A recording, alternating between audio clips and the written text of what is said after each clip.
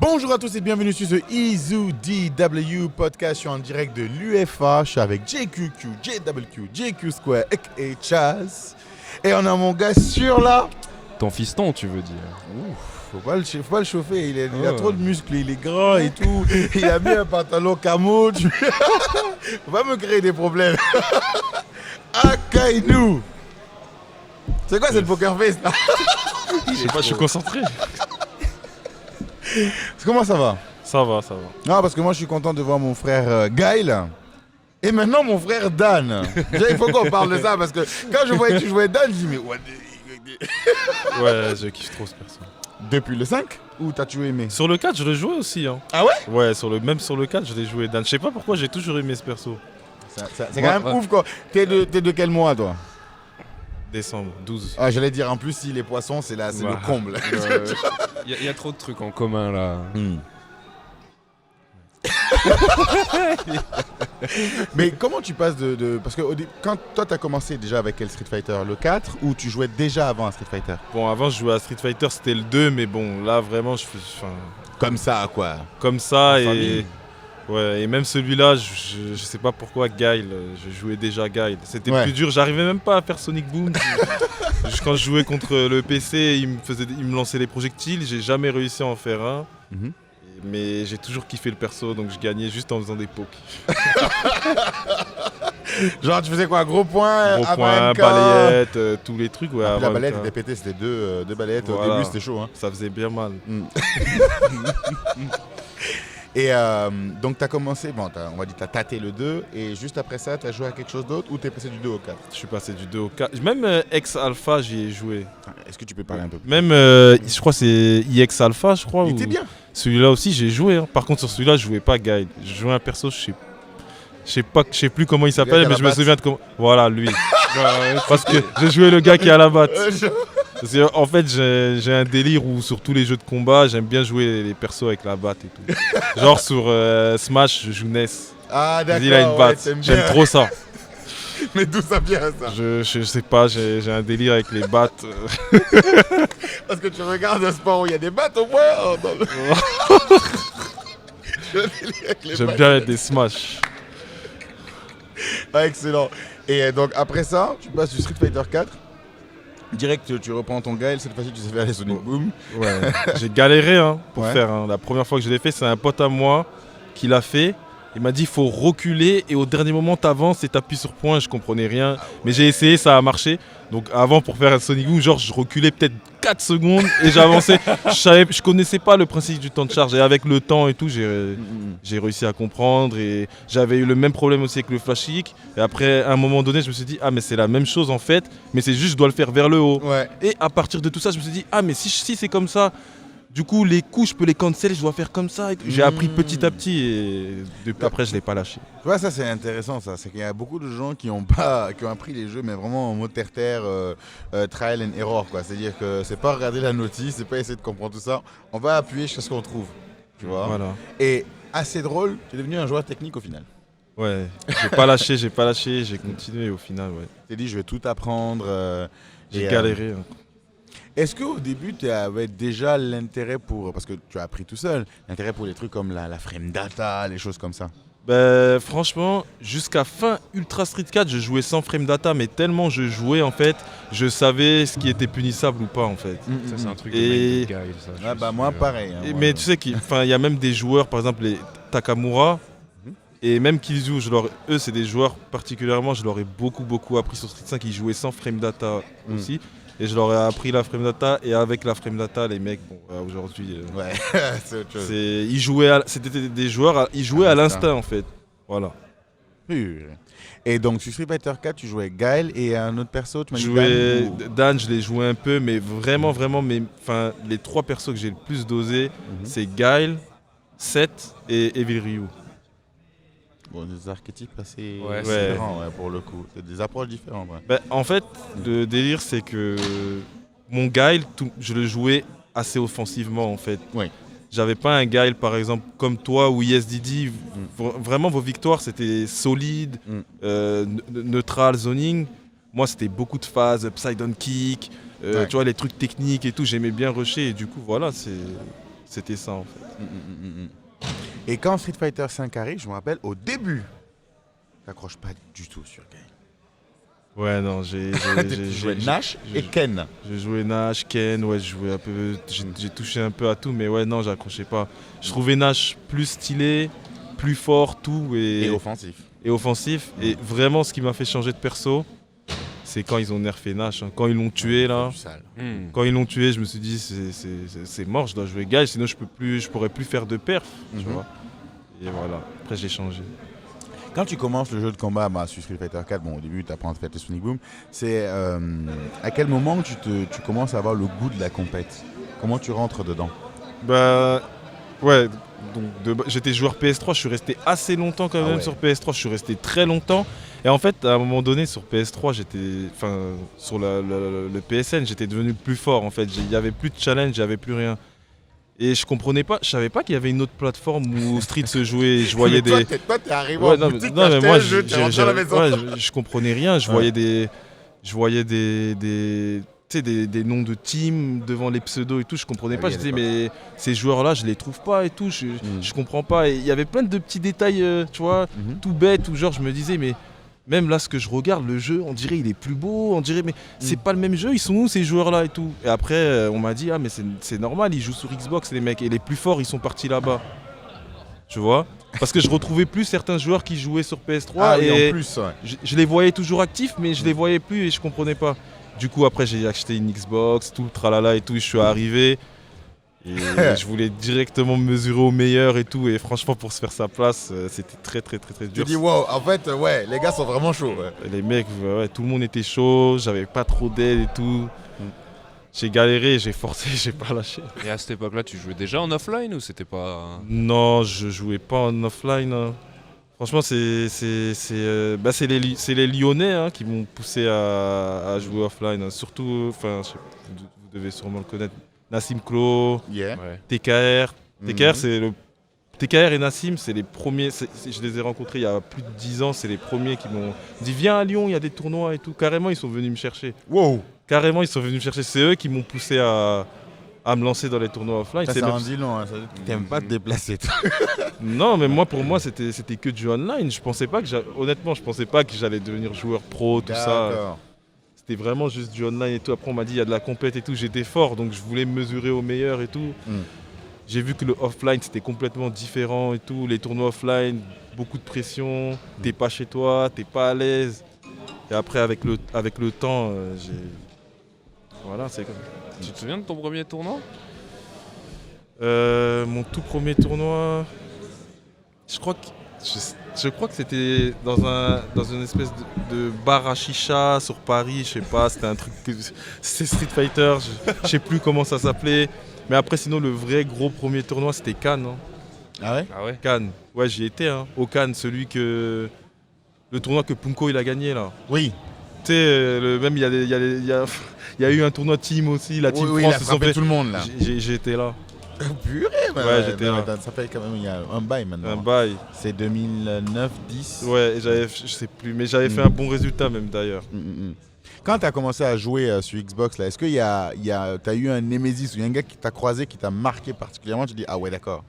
Et tu dis, non, mais quelqu'un qui t'a martyrisé. Moi, c'était Starnap. J'ai commencé à jouer en ligne, Starnap, il m'a martyrisé. Je suis allé train juste pour lui, tu vois, d'abord. Non, moi vraiment, quand je suis rentré dans le jeu, enfin, tu sais, moi je suis arrivé, je joue depuis Vanilla, hein. Mais quand je suis arrivé sur Xbox, c'était fin 2012. Oui. C'est-à-dire les Starnab, Evans, Il s'était déjà même parti. vous tous, vous commencez à partir, vous étiez plus trop là, tout ça. Du coup, voilà, c'est ça. Non, il n'y a pas trop eu de... Non. Et tu avais un gros sparring partner aussi, c'était Geosan. Ouais, Vous jouez Geosan, souvent ensemble. Ouais, on jouait tout le temps ensemble et tout. On a même fait des cannes ensemble et tout. Ouais. Alright. Et au moment où tu commences à rencontrer TKR, à aller faire des tournois sur Lyon, c'est là que tu te décides, tu dis pourquoi pas tenter de l'e-sport dedans ou Non, c'est après? Même c'est beaucoup plus après. Hein. C'est vraiment fin Street 4. Je me serais jamais dit que ça allait se développer comme ça. C'est vraiment la Gfinity, ça a aidé. Hein. Avant la Gfinity aussi. Franchement, début Street Fighter 5, je me suis mis à voyager de mes propres moyens et tout. Et voilà. Hein. Je sais pas pourquoi, pour moi, je pensais pas que ça allait devenir comme ça. Mais en fait, je voulais juste montrer que j'étais le meilleur et tout, et donc je mettais mon propre argent pour voyager, me déplacer, sans sponsor. Et dans ces moments-là, comment c'est vécu par la famille, quoi? Bah, à l'époque, je travaille pas, du coup, ma mère qui me donne l'argent, elle voit que l'argent part dans... Au lieu de m'acheter des vêtements, comme par exemple mes frères et tout, bah, tout l'argent qu'elle me donne, moi je le mets dans les voyages, je mets dans tout ça. Ça passe pas. Hein. Même je joue super tard et tout, le père qui débarque, il comprend rien, lui il veut rien savoir, il débranche, des trucs comme ça, tu vois, j'ai vécu tout ça. Mais maintenant, maintenant que je les aide et tout, financièrement, tout ça. Ouais. C'est quand tu rentres avec un maillot, tu dis voilà, ça a abouti à quelque chose. Même pas, je leur donne l'argent. T'inquiète pas que les parents ils posent plus de questions maintenant. Ah, mais ils étaient inquiets, mais maintenant ça va. Ça veut dire que tu as réussi quand même à faire pas mal de trucs avec. Aujourd'hui, tu as un niveau où tu peux en vivre uniquement ou c'est comment? Je pense ouais, mais en fait Street Fighter, il y a trop de joueurs forts. Je trouve d'ailleurs Street Fighter c'est le jeu de combat où il y a le plus de légendes et de joueurs forts. Si je devrais comparer à DBZ ou tous les autres jeux, il y a trop de joueurs comme moi qui veulent pas perdre et tout, et je trouve que c'est trop dur. Miser là-dessus, c'est vraiment dur. Même des champions aujourd'hui actuellement, les perfs sont plus trop là. Par exemple là on va passer de Street 5 à Street 6. Est-ce que sur Street 6 je serais aussi fort que sur Street 5? Ça je sais pas. Donc c'est chaud. Il y a trop de trucs. Est-ce que tu te dis qu'il faut que tu rentres dans la création de contenu, des choses comme ça? C'est des choses que tu explores? Ouais, c'est des choses que j'ai commencé à faire. YouTube, Twitch, beaucoup plus Twitch. Mais moi de base par exemple, j'aime pas trop tout ça en fait. Moi je veux juste prouver par les résultats. Tu vois, j'aime bien... je gagne, je suis récompensé. J'ai pas envie d'être récompensé dans l'e-sport en tout cas, en faisant des streams ou du contenu. Je veux vraiment perfer et c'est tout. Mais bon, aujourd'hui je vois qu'on est obligé un peu de jouer sur les deux côtés et tout. Mais honnêtement, si je pouvais gagner uniquement, que gagner, je streamerais pas, je ferais pas. Ouais. Et là actuellement t'es freelance. Je représente pas de structure aussi. Non, je représente juste Gamer Origin à la Street Fighter League, mais sinon là actuellement non.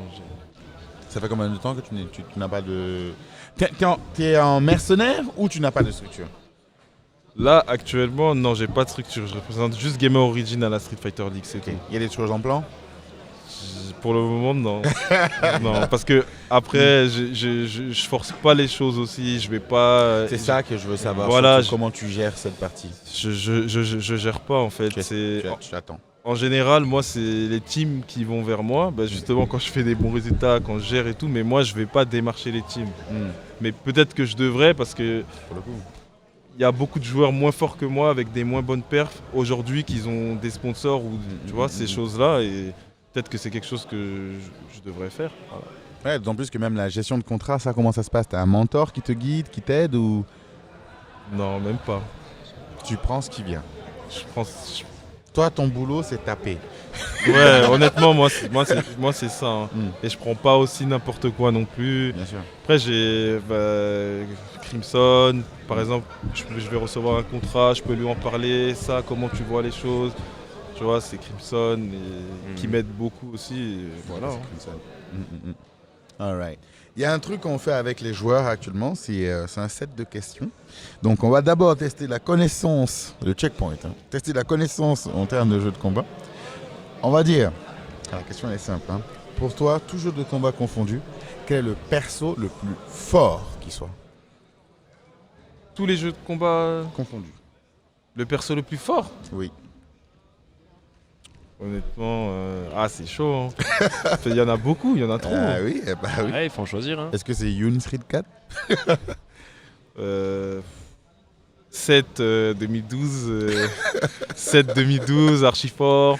Ebi Ryu Ultra Street 4, super fort. Dalsim Street Fighter 5, super fort. Ah, tu le mets quand même dans les tops, tous jeux confondus? C'est trop fort. Ouais, c'est trop. Même trop pas fort. Ed? Head, si. Mais Head de maintenant En fait, le head de maintenant, si, mais vu que tu as vu, il y a eu le Covid, etc., on n'a pas trop. Nous, on savait déjà, tu vois, pour Andy Walker. Les gens là, ils sont choqués, mais nous, on savait que le perso était fort. Mais sur l'ère de Street 5, même Karine, elle a dominé. Karine, c'est le perso qui a gagné le plus de CPT dans toute l'histoire. Et par des joueurs différents. Voilà. Donc, ouais, hein. C'est les persos que je t'ai dit. Hein. Et le perso le plus nul. Le perso le plus nul. Mais sors pas Gaël Street 5 ou Nash Street 5. Non, je peux pas dire ça. Ouais. Honnêtement, non, parce que Ryu, il a géré aussi. Mais le perso le plus nul dans tous les jeux confondus aussi, pareil. Ouais. Je saurais pas te dire là comme ça. Je sais, je connais les persos faibles, mais là, comme ça, directement. Perso le plus overrated. Ed. Tu trouves pas si fort que ça? Si? Ah, underrated alors. Ah oui, voilà. Le plus underrated, Ed. Et le plus overrated, que tout le monde dit il est fort, mais pas tant que ça en fait au final. Gaël sur Street Guile, il est pas Street si fort 5 que ou Street 4? Gaël Street 5, il est pas si fort que ça. Et les joueurs, enfin les gens en général, ils le mettent super haut à cause de Higuchi et Daigo. Mais il faut savoir que Higuchi et Daigo, pour moi, hein, actuellement, c'est les meilleurs joueurs, c'est les deux meilleurs joueurs du Japon. Et le style de jeu au Japon n'est pas le même que celui en Europe. Exact. Au Japon,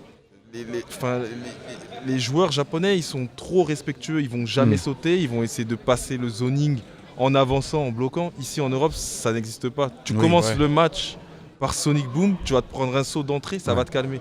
C'est dur de contrôler le match. Voilà. Daigo, quand il vient en Europe, à chaque fois, quand il perd, c'est quand il joue contre un fou. En fait. Il va jouer un fou. Bah, oui. Dinguerie. Il va jouer contre Luffy, il va jouer contre un Phénom. Eux, c'est les dieux du saut. Et voilà, là, c'est Guile. Hein. D'accord. Et en underrated, j'aurais quand même dit Dan. Dan, qui est très sous-estimé, mais Dan Veskill 2, Ah c'est oui. un vrai perso. Oui, Dan, il est très sous-estimé. Moi, les gars, je vous promets, Dan, c'est top 5. Les gens, Dan ils savent pas. Veskill 2, faut Dan préciser. Veskill 2, oui. Dan Veskill 2, c'est top 5. Et moi, c'est pour ça, franchement, je milite pour qu'il reste un an de plus. Street Fighter 5. En fait, pour montrer aux gens à quel point Dan, il est fort. En fait, je suis super triste que le jeu, il s'arrête maintenant. Il s'arrête maintenant. Parce que t'aimes bien Street 5, toi? Bah, en fait, honnêtement, avant la match là, avec Dan et tout, etc., franchement, j'en avais marre. Parce qu'avec Guile, je trouvais que c'était trop dur pour moi de gagner avec Guile. J'ai toujours fait des bons résultats, mais c'est trop dur pour gagner. Et là, depuis que je joue Dan, bah, le perso il est fort, il a tout, c'est moins dur pour gagner. Donc, et tu t'éclates. Je m'amuse tellement. En fait, je m'amusais avant avec Guile, mais depuis qu'il a pris tellement de nerfs qu'en fait ça m'amuse plus en fait, tu vois. Bah tu vois, moi Guile par exemple sur Street 4, je trouvais que c'était un perso, je le jouais juste pour gagner. En fait, j'arrivais pas à jouer Guile pour m'amuser. Je trouve que c'est un perso trop carré en fait, donc tu es trop concentré. Là où Dan, tu peux aller faire des folies, tu peux déconner, tu peux aller faire certaines choses qui font que le jeu est intéressant. Tu vois, et puis t'es réactif. Là où Guile, faut avoir anticipé. Donc t'es pas, t'es vraiment, ça sollicite trop de puissance mentale. Ok, on passe maintenant à la vibe. Non, même pas, c'est la realness. On va voir à quel point tu vas être transparent avec nous. Joueur le plus overrated. Le joueur le plus overrated? Ouais.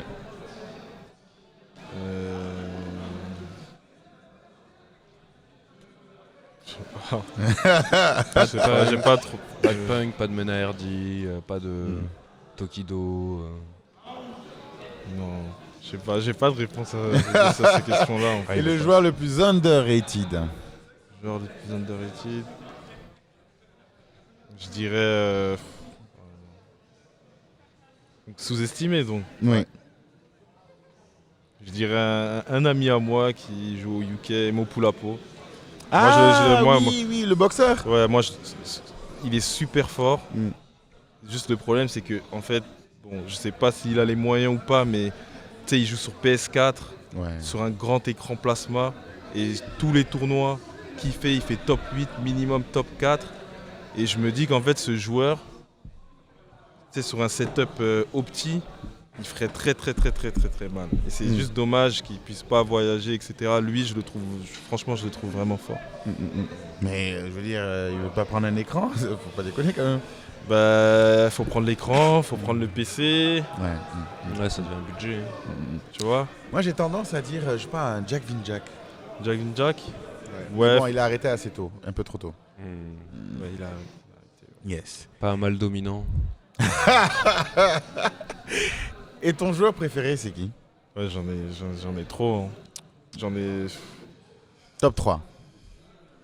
Killzue, Ah. Takamura. On va pas citer les potes. Non, mais c'est même pas les potes, c'est vraiment, Ouais. c'est vraiment mes joueurs. Quand je les regarde, je suis content. Ah oui Killzue. En fait, c'est les joueurs que je te. Killzue, Takamura, Mupulapo, c'est. Moi, parce que je vais pas dire Daigo. Daigo, Moi, c'est mon joueur préféré. tu vois, même Daigo, quand il joue, je veux tout le temps qu'il gagne. Peu importe qui il affronte, sauf si vraiment les joueurs, c'est mes potes. Et c'est pour ça que lui, je l'exclus. Mais honnêtement, genre, Killzue, Takamura, Mupulapo, quand je les regarde, je suis vraiment content et tout. Le beau jeu, quoi. Voilà, je kiffe grave. Est-ce que tu penses que l'Europe est au même niveau que les États-Unis et le Japon, ou les États-Unis et le Japon sont quand même au-dessus? Non, je pense, honnêtement, je pense que l'Europe, elle est au-dessus de l'Amérique, mais fois 1000. Ah bon? Ah ouais? Bien sûr. Ah, malgré Punk et Idom? Malgré Punk et Idom, aujourd'hui, Punk, bon, on peut pas dire du mal de lui, il est toujours là et tout. Mais bon, malgré Punk et Idom, tous les autres, C'est ça, en fait, il ils y a ont que pas deux le qui niveau. sont bons et le reste, bof. voilà. Et même aujourd'hui, Idom et Punk en Europe, ils sont prenables. Enfin, Punk, il est venu ici. Là, actuellement, hein, il est venu, il n'a pas gagné. Idom serait venu, je pense pas qu'il aurait gagné. Ouais. Quand il y a vraiment tous les Européens, les problèmes mix, etc. Parce que là, aujourd'hui, C'est vrai. c'était un bon tournoi, il y avait du monde, il y avait beaucoup de joueurs forts, mais il n'y avait pas tout le monde. Non, l'Europe, on est large au-dessus. Et le Japon? Le Japon, ils sont quand même un petit peu plus forts. Pour être honnête, les Japonais, c'est... Nous, le problème en Europe, c'est que... Tu sais, au Japon, ils sont tous ensemble, au même endroit, ils dosent. Nous, on est un peu dispersés un peu partout. Les connexions en ligne, c'est un peu chaud, tout ça. Et je trouve que l'Europe, on joue pas... Ensemble, comme ça? Ouais, on joue pas ensemble. Il y a déjà la barrière de la langue. Ouais, mais ça va encore. Mais surtout une animosité en vrai. Ouais. Ah ouais? Genre l'Angleterre contre la France à peu près. Non, même pas, non, franchement, non. Mais c'est juste que, pas le même pays, etc. C'est chaud, du coup, on s'entraîne. C'est juste pour ça que le Japon, je trouve que c'est au-dessus, c'est parce qu'ils sont ensemble. Et nous, par exemple, moi, quand je joue toujours avec les deux mêmes joueurs, c'est Valmaster et Killzue. Quand je suis connecté, tu vas toujours voir Valmaster contre Akainu ou Killzue, c'est tout. J'aimerais bien jouer avec Problem X, j'aimerais bien jouer pour apprendre, tu vois. Qui? Ils jouent encore Problem X? Ouais, Problem X, ouais, il joue encore. Il s'entraîne pour le World Warrior. Je suppose qu'il n'a pas voulu venir aujourd'hui, peut-être parce que c'est des adversaires qu'il va potentiellement croiser à la Capcom Cup. Donc, lui, il est comme ça. Il y a aussi un truc qu'on fait souvent pour en fait résumer le jeu de combat, et c'est intéressant d'avoir ce serait intéressant d'avoir ta perspective là-dessus. Je m'ai peut-être déjà entendu parler de ça. C'est les trois écoles du jeu de combat: mind game, la technique et l'exé. Alors les termes peuvent changer, mais le principe entre guillemets reste le même. Mind game, c'est la compréhension des adversaires. C'est-à-dire tu peux l'avoir. Il y en a qui ont un don. Il fait un round avec toi, il connaît tes patterns. Tu vois, il devine que tu vas faire ci, tu vas faire ça. Il y a ceux qui vont apprendre, comme Takamura, qui va aller tout regarder sur toi, comprendre tes patterns. Tu vas avoir l'impression qu'il te bat par mind game, mais c'est qu'il t'a étudié. En tout cas, c'est la connaissance de l'adversaire. Ouais. La technique, c'est la connaissance du jeu. Par exemple, il y a des gens qui savent vraiment au bon moment où il faut V-reversal, au moment où il faut V-shift, au moment où il faut V-trigger, qui ont la bonne gestion des ressources, sont toujours bien placés. Par exemple, Daigo a un truc technique qui est assez impressionnant. Il est toujours à une bonne distance, surtout dans le 4. Peut-être un peu moins dans le 5. Le 4 était toujours à distance de Wish Punish, où il peut faire ado, tu peux rien faire. Ça, c'est très technique, selon moi. Et il y a l'école de l'exécution. Ça va être ceux vraiment, dès qu'ils ont une ouverture, ils ne vont jamais la rater. Parce qu'ils sont habitués à faire tous leurs combos. Ils font les combos opti. Et ils font des mécaniques compliquées. Par exemple, sur Street Fighter 4, vers la fin, il y avait un joueur anglais qui arrivait à faire ni bazooka, tout U1. Ah bon? Ah ouais. Eh ouais. Il faisait ça pour contrer les Burning Kick de Viper. J'ai vu ça, j'ai dit, ok, là on a un autre niveau quand même de jeu. Mhm. Tu vois, parce que toi tu sais à quel point c'est super dur à faire ça. Ouais. Et il le faisait régulièrement, tu vois, des trucs comme ça. Donc qu'est-ce que tu penses déjà de ces écoles-là et où toi tu penses te situer? Les trois, je pense. Hein. Hmm. Parce que moi, j'étudie beaucoup le jeu. J'aime bien, franchement, avoir la technique, avoir le man game sans la technique, je trouve que, ça sert à rien en fait. Il faut avoir les deux en fait. Faut avoir les trois. Mhm. Donc moi, j'aime bien étudier mes adversaires. J'aime bien connaître le jeu. Et j'aime bien être fort en man game aussi. Tu vois, c'est des choses qui sont importantes. Moi, je pense que je me situe dans les trois. Si tu avais 10 points à répartir dans chaque école, quelle répartition tu aurais faite? 10 points Mm. Te concernant. Je pense man game, en man game, je me mettrais 5. Mhm. C'est man game, technique Et exé. et exé. L'exé, j'en ai... T'as beaucoup d'exé. Bon, je mettrais l'exé 4. En fait, c'est compliqué parce que... Ouais, Alors, non, tu je peux peux mettre pas. des décimales alors, des 3, 0,5. Ah mais 3-3-3. 3. Ah, c'est Voilà, le truc le plus Kainou. boring qui soit. Bah, je veux pas... Bah, Moi, si je tu veux, pense que regarde. t'es un Non, cinq. mais si tu m'aurais posé la question autrement, par exemple, je sais pas. Moi, je pense que mon attaque est beaucoup plus forte que ma défense. Parce que Alors, t'es exé mind game. Ouais, je pense. Ouais. Mon attaque est vraiment forte. Et je me suis rendu compte de ça quand je joue Dan en fait. Je pouvais pas trop m'exprimer sur mon attaque avec Guile, mais depuis que je joue Dan, en fait mon attaque elle est juste plus forte Tu que vois. ma défense. Du coup, ouais, moi c'est ça. Parce que déjà, même pour jouer Skill 2, il faut être bon en exé. Voilà. Et puis, pour pouvoir bien mixer, il faut avoir du mind game. Donc, je pense que c'est plus ces écoles-là. Moi, je t'aurais mis en 4-4-2. 4-4-2. Tu vois. Et pour toi, le joueur ultime, il a quoi? Tu vas pas me dire qu'il a 3-3-3 encore. Le joueur ultime, Mm. c'est plus, pour moi, hein, c'est plus la connaissance du jeu. Mm. Savoir quand il faut taper, tout ça. C'est pas forcément étudier son adversaire. Ah, le c'est gars qui a plus, 6 en technique au moins. c'est plus la connaissance du jeu. Savoir quand il faut, comme tu as dit tout à l'heure, savoir quand il faut taper, savoir quand il faut aussi ça. Ça sert pas trop à grand chose de connaître à 100% ton adversaire s'il change. Ouais.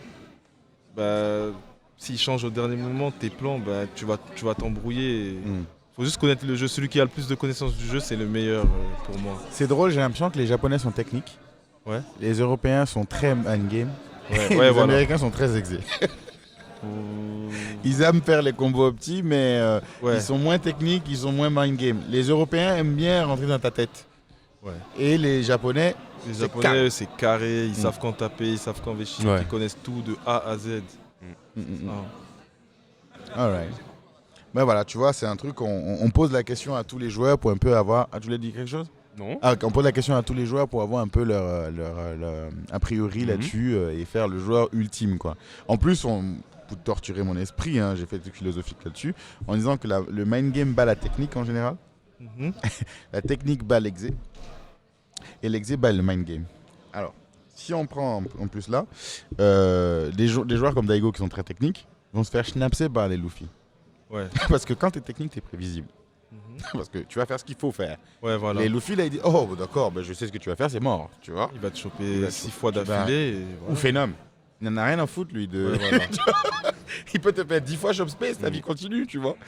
Mhm. Les gens qui sont très exés, un peu comme aux États-Unis, qui confirment comme ça, ils cherchent tellement à chercher la grosse ouverture qu'ils ne jouent pas comme il faudrait. Donc quand ils viennent quand un gars technique, Ouais. ils ne trouvent jamais cette ouverture-là, en fait. Parce que le jeu est fermé tout le long, tu vois. Mhm. Donc j'ai l'impression que les Américains vont se faire... Enfin, les Européens vont casser un peu les burnes aux Japonais. Mhm. Les Japonais qui sont plutôt techniques vont casser les burnes aux Américains. Et bah, là, c'est peut-être où la théorie peut être remise en question. Normalement, les Américains sont censés casser la tête aux Européens.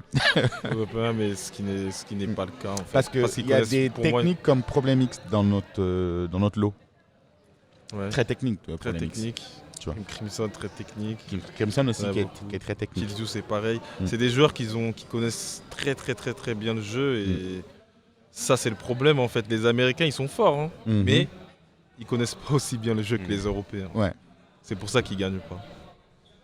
Là, dans les jeux qui vont venir, quelles sont tes attentes? Street Fighter 6, Project L aussi. Moi, c'est Street Fighter 6. Mais Project L, je vais essayer. Mhm. Mais pour moi, c'est Street Fighter 6. Pour l'instant, tu Ouais, apprécies le jeu? pour l'instant, c'est Street Fighter 6. Ouais. Tu apprécies beaucoup le jeu? Honnêtement, j'aime bien. Le gars, il est fort. Dans la bêta, il n'y a pas beaucoup de joueurs qui m'ont battu. J'aime bien. J'aime bien le gars. Il a des rewards maintenant sur des whiff punish. Il peut mettre la max. Mais quand Le même, target qui fait du bien. voilà. Mais quand même, je sais pas pourquoi j'ai cette impression de le perso là, il est fort, mais quand tout le monde va bien connaître le jeu, ça va changer. Tout ça, ça va changer. Comme sur Street 5, Guile était très fort au début. Malgré les nerfs que Guile il a reçus, Mhm. je trouve que le perso, le game plan, c'est toujours le même. Mm. Et aujourd'hui, avec le temps, c'est beaucoup plus dur qu'avant. Et pour moi, ça va être pareil. Mm. Tu vois, parce que tu passes ton temps à attendre, à punir les erreurs et tout. T'es celui qui subit, tu vois. Mm. Et sur Street Fighter 6, je veux être celui qui attaque, en fait. Donc, Guy, je vais le jouer, ça c'est sûr. Mais j'aurai un deuxième perso, mais là, cette fois-ci, un vrai deuxième perso Mhm. que je vais jouer dès le début, tu vois, et pas juste à la fin comme ça. Je vais essayer de trouver deux persos. Il y en a un autre que tu considères déjà? Pour le moment, non, dans la bêta, il n'y a que Guile que j'ai aimé, j'ai pas aimé les autres persos. Mhm. Et dans le release qui est sorti, là, Parsec. Oh, Non. Ah. Dans la photo qui est Oui. sortie, il y a quelques persos qui étaient supposés sortir dans le jeu. Est-ce qu'il y en a dedans qui t'ont... Rachid, parce que je sais que ça va être un bon personnage d'attaque. Que Rachid pour le moment, honnêtement. Rachid. Pas de perso à Shop Spé. Non, Jamais. J'aime pas les personnages. J'aime pas tout ce qui est 50-50, c'est. Casino. Casino. J'aime pas. J'aime Casino pas. gaming. Soit ça passe, soit ça casse. Non, j'aime pas. J'aime les choses carrées. Mm. Soit. En fait, ce que je me suis dit à la fin de Street Fighter V, je me suis dit que pour gagner, soit tu joues un personnage. Soit tu joues c'est deux extrêmes. L'attaque ou la défense. Zoning extrême ou offense extrême.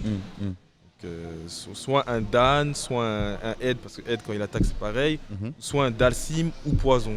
Avec des personnages comme ça, t'es sûr de gagner. Je veux pas Ouais. d'entre deux, tu vois. Pour moi, Guile, aujourd'hui, il est entre les deux.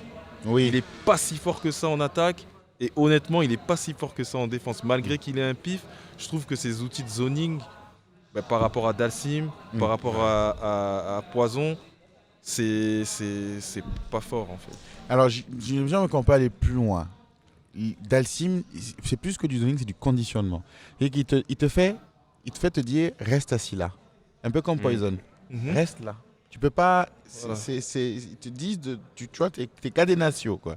Alors que Guy, il te permet un peu de bouger, tu vois, parce qu'il a le L, sans doute, mais il a moins la gestion de l'oblique. Voilà. Là où Poison et Dalsim ont la gestion de l'oblique. Donc tu peux même pas aller dans les airs vraiment, tu peux pas naviguer comme ça, tu vois. Et c'est ça qui est dangereux. Et c'est ça qui fait que Guy, il est trop dans l'entre-deux, comme tu disais. Ouais. Et oui. C'est ça qui fait que c'est dur. Et avant, justement, Guile, il n'était pas dans l'entre-deux. En fait, il y avait un problème. C'est qu'avant, Guile, il était trop fort en attaque pour moi. Et trop fort en neutral aussi, tu vois. Il fallait juste. Enfin, il fallait pas un juste milieu, mais l'un ou l'autre, tu vois. Ouais. Soit en neutral, le perso il est craqué, soit en attaque. Et au début, il était trop fort. Et ce qu'ils ont fait, c'est qu'au final, ils ont fait n'importe quoi parce que maintenant, il est plus aussi fort en attaque qu'en défense.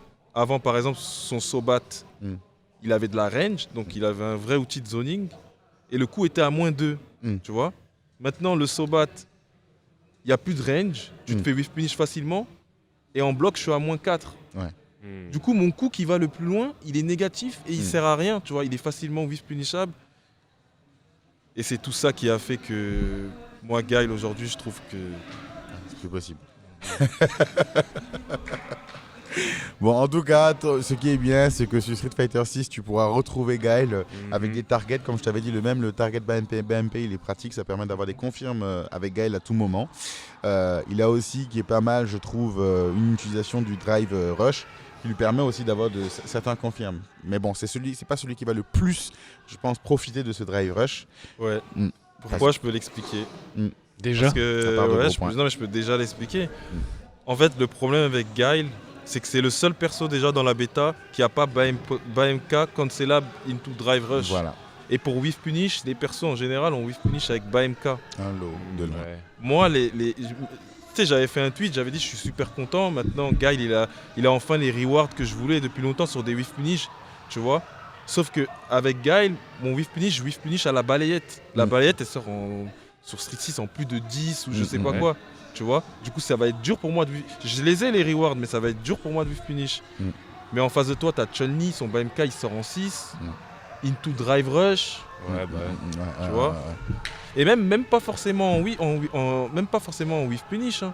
Le perso il va te presser, il va te faire BMK Drive Rush en bloc et après c'est 50-50. Moi j'ai pas ça. Donc pour approcher, je sais pas. Et le upside down kick, en plus, en counter, il fait tomber. Le upside kick, ouais, il fait tomber et il a vraiment il fait tomber et il a vraiment une range de malade. Mais ouais. Je pense que c'est un coup de poke juste, quoi. Tu peux Ouais, pas viser pour genre maintenant bait tu une peux shop. Ouais. Parce que derrière, si le gars fait shop, ça le fait tomber. C'est ça le problème. Donc C'est t'as rien que- derrière. Ouais, c'est plus comme avant. Bah en fait, ils ont un peu pris, je trouve parce que sur Street Fighter 5, en fait, Guile a tellement pris de nerfs sur ses pokes, donc son Sobat par exemple, que les joueurs de Guile ont dû trouver un truc pour remplacer. Ce qu'on a trouvé, c'était l'upside down kick. Oui. Donc on a vu que l'upside down kick, on pouvait l'utiliser tu sais, en casse-garde ouais. ou en zoning, tu vois. Et on a trouvé ce truc-là, on s'est dit, maintenant on a ça, on va remplacer ça par le... Et ça aussi, ils l'ont nerfé. du coup, Il n'y a plus rien. en whiff, il recover beaucoup plus lentement, tu vois. Et là, sur le 5, bah, je retrouve... sur le 6, je retrouve... le problème que tu avais sur le 5. Par rapport à la range, non, ça va. Ouais, ça va loin et ça va vite. Hein. Ouais, ça va loin, ça va vite. Mais je pourrais plus l'utiliser offensivement, je trouve. Le coup, il sort trop lentement. C'est juste ça. Mais bon, là, c'est un vrai personnage de zoning, tu vois. Ouais. C'est ce que je voulais, tu vois. Là, c'est un vrai personnage de zoning. Au moins, il a ça. Ils ont fait les choses bien parce ils que... l'ont pas fait à moitié en fait. Ils Voilà. l'ont mis dans une école et il est fort dans son Voilà, école. c'est ce que je voulais. Donc là, ils l'ont vraiment bien fait. Mais c'est juste que moi, sur Street 6, je veux plus subir, je veux plus zoner, je veux être celui qui attaque. Ouais. En tournoi, celui qui subit, je pense que c'est celui qui est le plus en pression. D'autant plus que Street Fighter 6 est un jeu, je pense qu'à la fin, sera très offensif. Je pense aussi. Ouais. Parce que la barre de drive, là, ça change la donne. Hein. Et pourtant, justement, avec Guile, comme on a pu tester dans la bêta, tu peux retourner un peu à une offense comme dans le 4 où tu fais Sonic Boom et Drive Rush dedans, justement pour avoir ce sort de bouclier, quoi. Ouais, ça Mais c'est... c'est des ressources et des complications pour pouvoir juste presser. Un Ouais. truc que dans le 4, il avait gratuitement. Quoi. Ouais, Dans le 4, je crois que Guile était vraiment. Je pense que Guile est plus fort dans le 4 que dans le 5, perso. Ouais, Guile, il est plus fort dans le Guile de Street 4, il serait sur Street 5, le personnage, il serait top 1. On peut pas le mettre comme ça. Tu peux Ouais. pas, sur Street 4, le perso finit même pas de...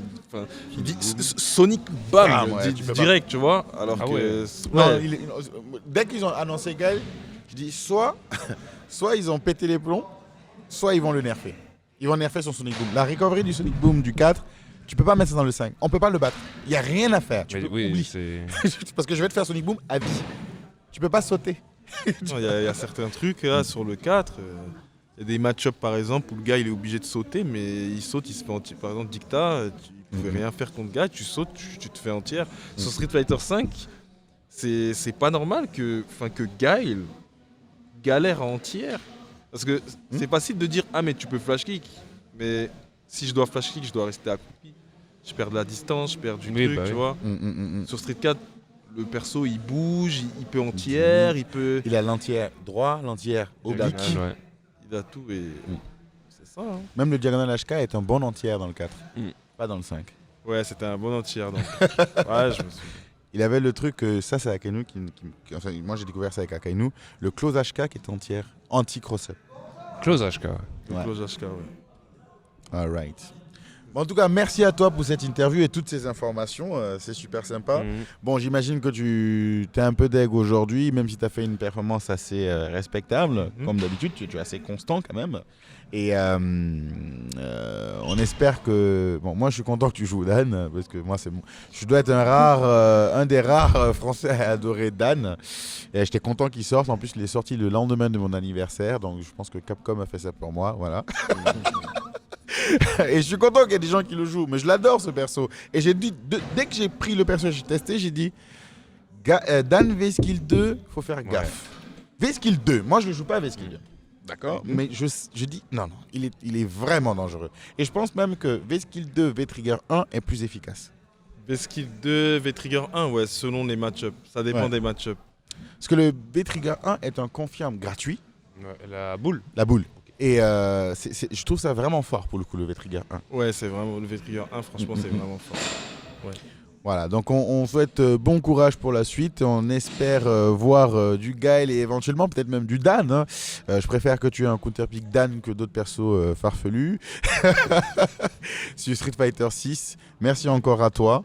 C'était Izu DW en direct de l'UFA avec JQQ, JWQ, JQ Square, aka Chaz et Mr. Akainu. Yes.